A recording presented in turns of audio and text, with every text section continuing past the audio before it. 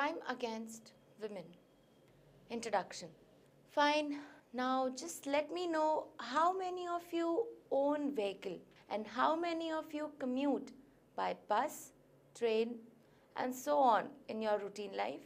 Indeed, around 70% of the general population use public transportation in their day-to-day life. Can you spell from your knowledge who finds this commutation happy or sorrow or convenient, or what makes them go for public transportation?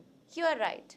The travel by the public transport such as train or bus to a large extent is most comfortable and joyful only to pickpocketers and indecent lot. If we call upon the sufferer group, they are none but pathetically females. This is just an example. Truly speaking, these women, whether they are indoors or outdoors, irrespective of the stage or the status, female babies, girls, students, homemakers, office goers, and in fact everyone is being harassed and tortured. Yeah, today we are going to talk about the injustice done to women. That is, crime against women. Types of violence against women. Could you list the various types of violence inflicted upon the women and the pressure and the pain the women sect in the society undergo? Yes. From time to time, the women in the society, irrespective of any background, have been becoming an object to male domination. It is being enhanced age after age. Its vibrations are sensed everywhere, at workplace, on the way, at home, and where not. To spell a few, crimes involving sex for economic gains including prostitution, keeping of brothel seduction, wrongful confinement, trafficking, dowry extortion murder, crimes relating to women's property which includes dishonest misappropriation, robbery and murder, outraging the modes of women, use of criminal force assault, kidnapping, abduction, rape, adultery, other immoral acts, injurious to the society, domestic and intimate partner violence, violence against women with disabilities, emotional abuse, same-sex relationship violence, violence against women at workplace, dating violence, sexual assault and abuse, aggravation, violence against asylum seeker and refugee women, and the list goes on but never ends. Formerly, women were adored as goddesses. Gradually, their position declined. Historically, religious and social obligations made them practical slaves to menfolk. Centuries of abuse and oppression resulted in the total loss of their uniqueness and individuality. Today, the greatest numbers of crimes are committed against them. They are harassed, tortured, and ill-treated. The temptation to make easy money has led people to outrageous demands for dowry. Brides are harassed and burned alive if they do not bring a handsome dowry. Many girls commit suicide to save their parents from embarrassment. Some decide to remain unmarried. Some end up as call girls and prostitutes. The prejudice against the girl child is the result of all these factors. Today, it is possible to find out the sex of unborn child. This has shown way to the hateful practice of female feticide. Eve teasing is common, for women are regarded to be the objects of sex. Abduction and rape are everyday happenings. Even little girls are not spared.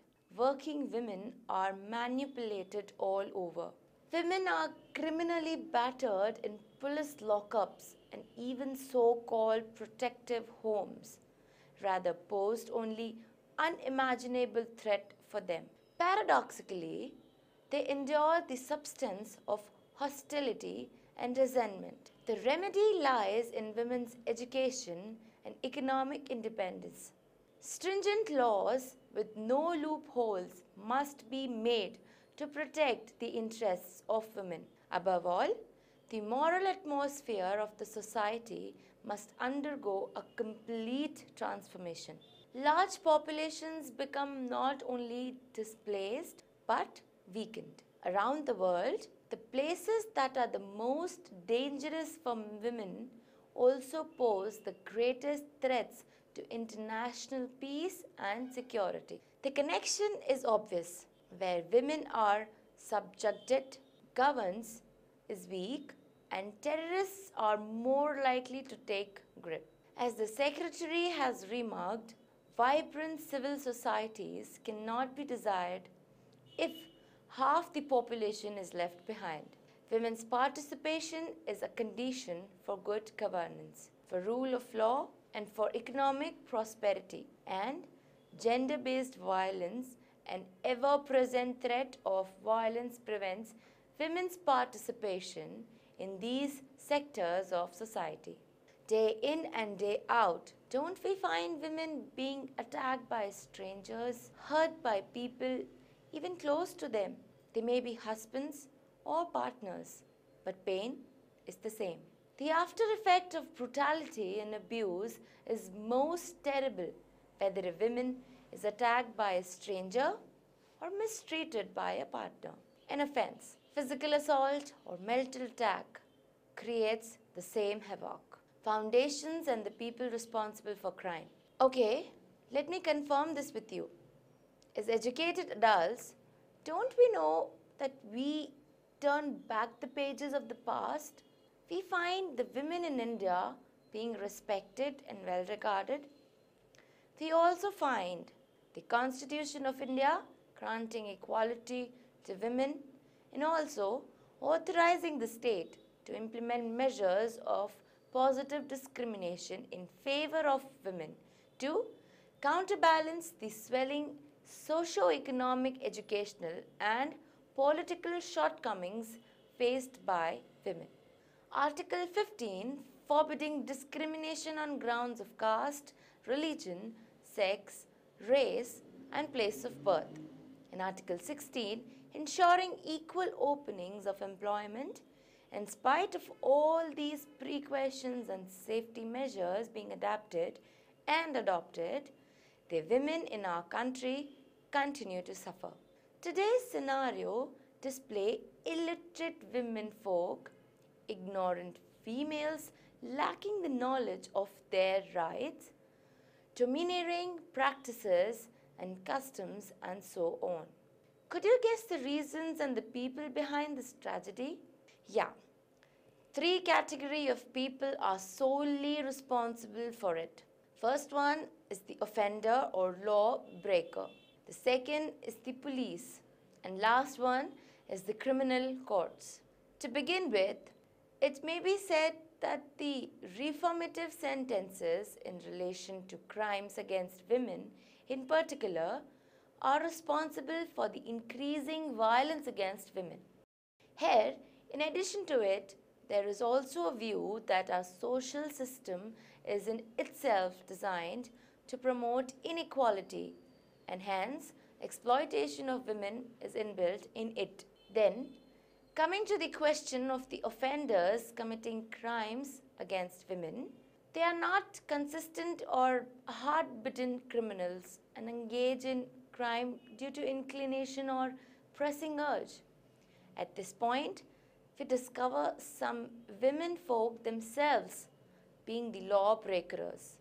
Ultimately, both prove to be the prime factor for sexual crimes. Next, the role of police in investigating crimes against women and the law courts play a vital role.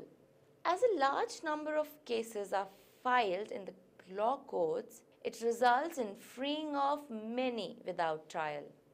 In some cases, the trial period consumes so much time that the criminal continues to enjoy and complaint suitors even end up their lives. Now, again coming to the law, There are many bright ideas brought in black and white. However, they still remain in the papers. Let me quickly give a list of few promotion action plans. 25th April 2008. Reception hostel to be set up in each district as transit accommodation for women in distress. 5th February 2009. Women constable to be deployed in slums and areas near lacking civic amenities. They should interact with women and identify habitual, potential harassers, molesters to take preventive action. 28th May 2009. Action be taken against stalkers of women, like making them sign a bond pledging good behavior. 11th June 2009. Patrolling by women constable officers in slum and other congested areas should be intensified. 22nd October 2009. Telepolice Commissioner should write to Transport Commissioner advising that antecedents of all drivers of public service vehicles must be verified by police.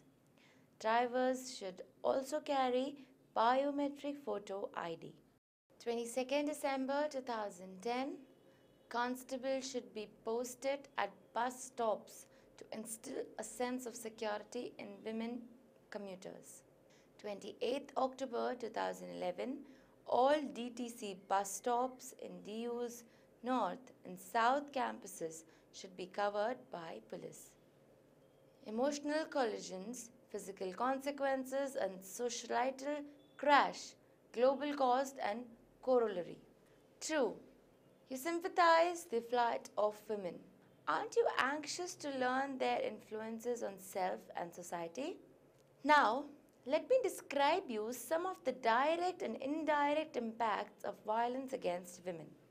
Not only do victims suffer emotional and physical harm, but their feelings of safety and perceptions of well-being are often affected by their victimization experiences. A large part of women who experienced violence became upset and confused. They experienced meaningless fear and frustration, and most of the time were found in depression. They were abnormally angry and annoyed. They suffered from guilt and feared to look at even children.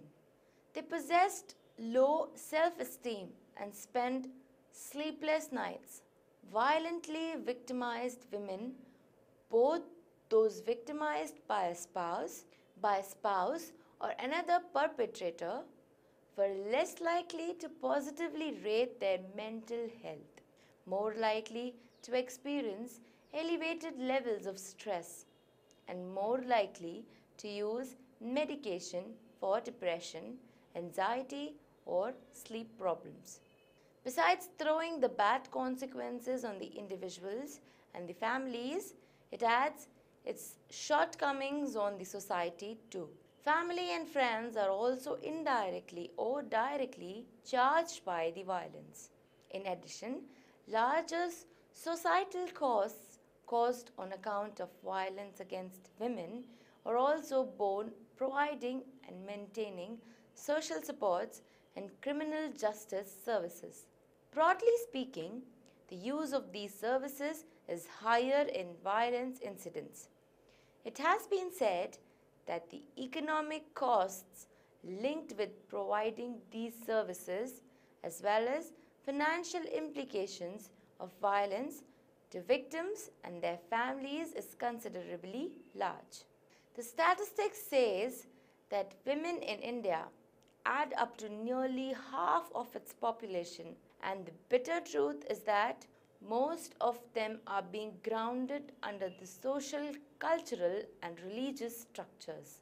Without doubt, a single gender has been tricking the space of the India's social, economic, political and religious framework since the bygone days. Women throughout the countries remain conquered and exploited owing to the blind belief of the society, to the established convictions, The fact here is only to have women under the control of men.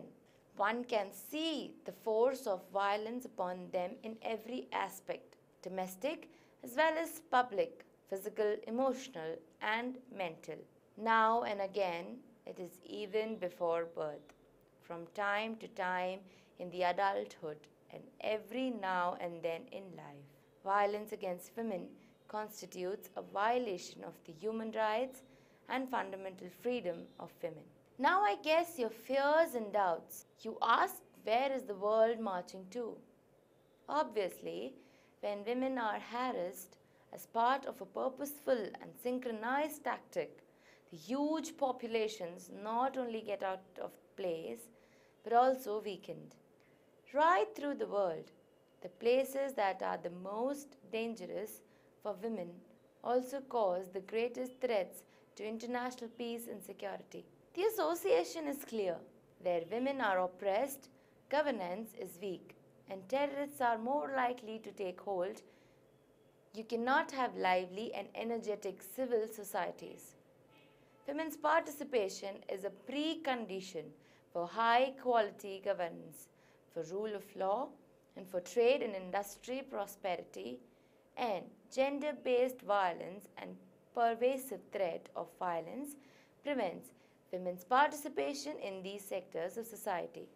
The violence against women and girls that we are currently seeing is a global deadly disease. It cuts across ethnicity, race, class, religion, education level, and international borders. It affects girls and women at every stage in their life. Approach towards safety of women. A society that is unable to respect, protect, and nurture its women and children loses its moral moorings and runs adrift. This opinion is from The Hindu, September 15, 2012. Sexual violence is the worst cruelty against women in the entire society.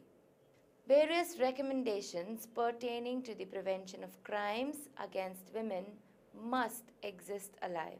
Special courts to deal with cases of crimes against women must be established. Next, fixing up a time limit for the disposal of these cases is most inevitable. Attempts to prevent delay in investigation of crimes like rape, dowry, death, sexual harassment, etc. should be seriously viewed. Justice delayed is justice denied. Hence, delayed justice is to be completely outthrown. Capital punishment is to be conferred upon persons committing the offense of rape. Marital rape should be recognized and reported and penalized severely. The demand of dowry should be viewed for obtaining divorce. Basic literacy must be made must to keep the women folk aware of their rights. Law relating to the sexual harassment of women at workplace must be enacted, and redressal grievance cells should be established in all establishments, be it private or public sector. The constitution of these cells has to be re-evaluated frequently. The women in the whole society have to be glanced with respect and dignity. It is also indispensable that the media, inclusive of news, radio, and television, should bestow programs to give information, bring about awareness among women and the society of women's rights.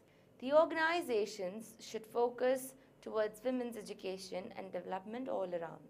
Negatively affecting news must be censored or banned as against public interest. Most of all, definite programs to boost up women and make them economically independent should be imposed.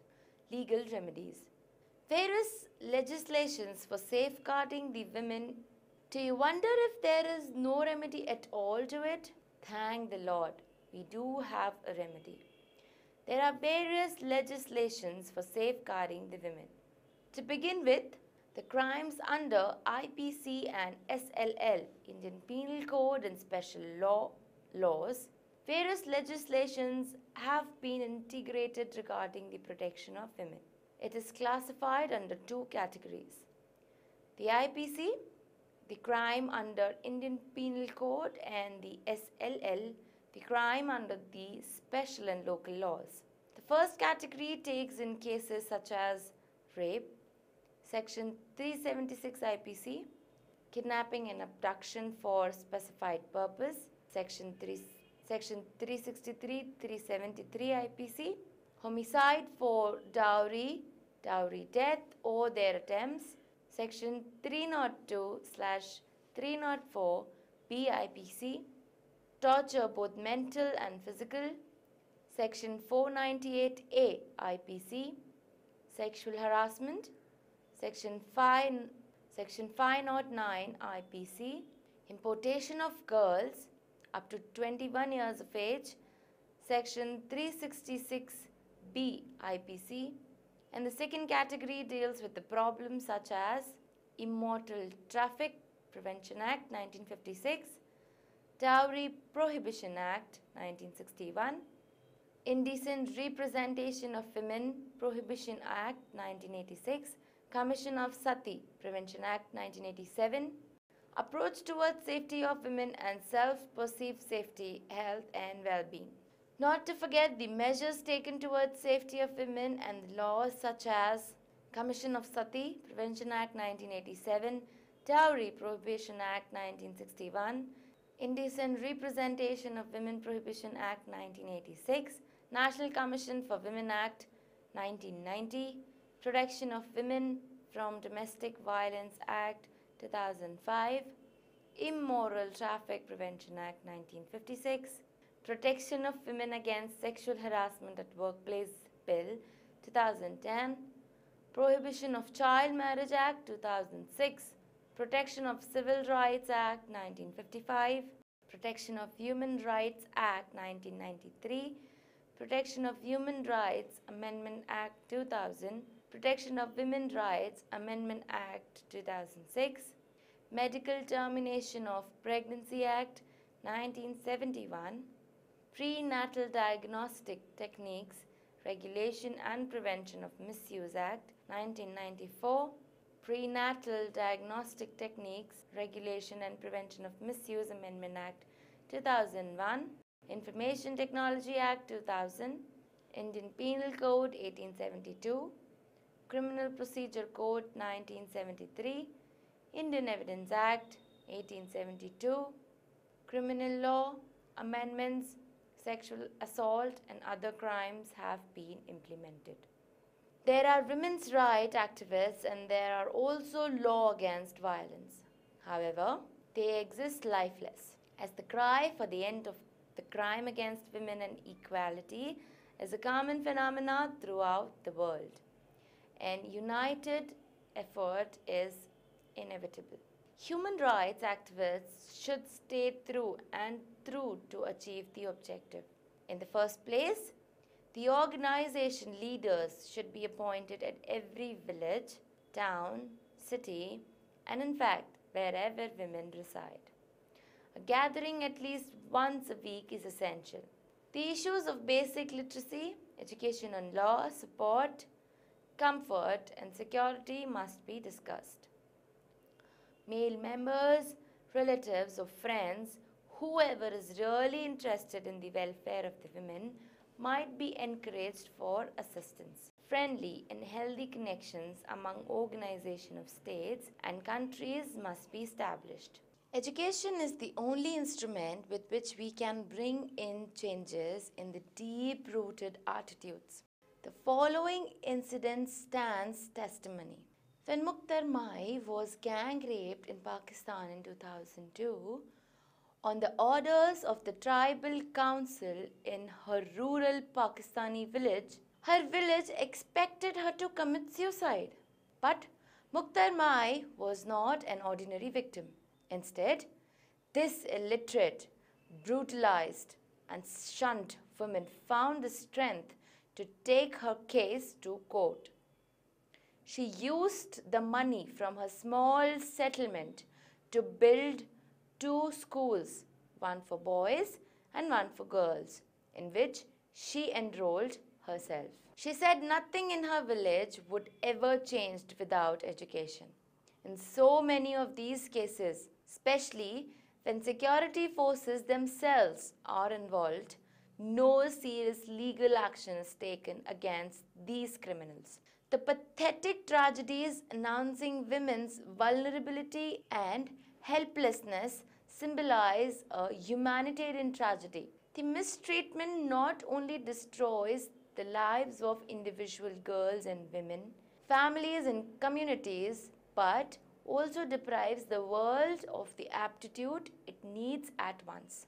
There is a commanding connection between violence against women and the unending cycle of women in poverty.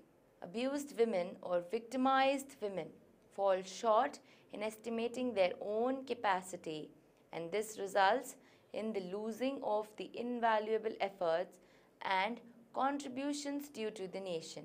There are enormous economic costs that come with violence against women. Hence, let us play an important role in the wiping out of this evil from the society. Thank you.